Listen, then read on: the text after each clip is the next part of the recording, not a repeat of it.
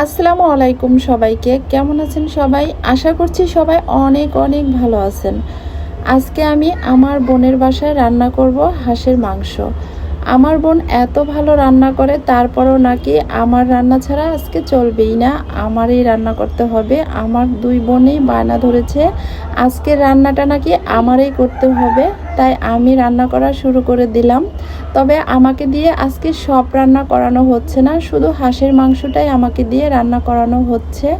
তো আমি হাঁসের মাংস রান্না করার জন্য পরিমাণ মতো পেঁয়াজ কুচি দিয়ে দিয়েছিলাম। এরপর আমি সব ধরনের মশলা পরিমাণ মতো দিয়ে দিয়েছি। সামান্য পরিমাণ পানি দিয়ে মশলাগুলো একসাথে ভালো করে কষিয়ে নিলাম।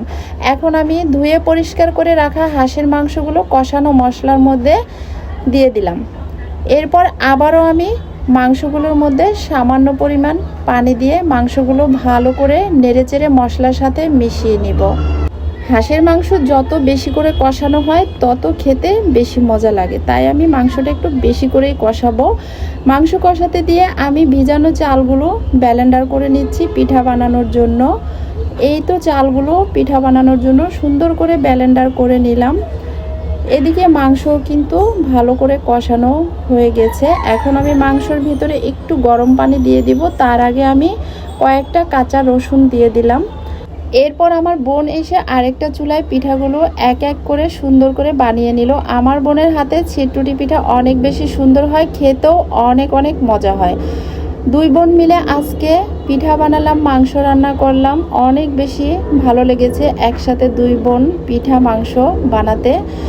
এরপর আমি পিঠাগুলো মাংসগুলো সব সুন্দর করে ডাইনিংয়ে সাজালাম।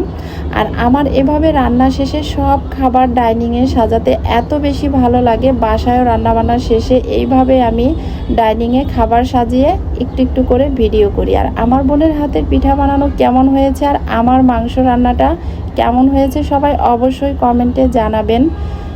সব সময় হাঁসের মাংস রান্না করলে আমি একদম শুকনো শুকনো করে ফেলি। আজকে যেহেতু মাংসটা পিঠা দিয়ে খাবে, তাই আমি একটু মাখা মাখা করেছি, মাখা মাখা ঝোল রেখেছি।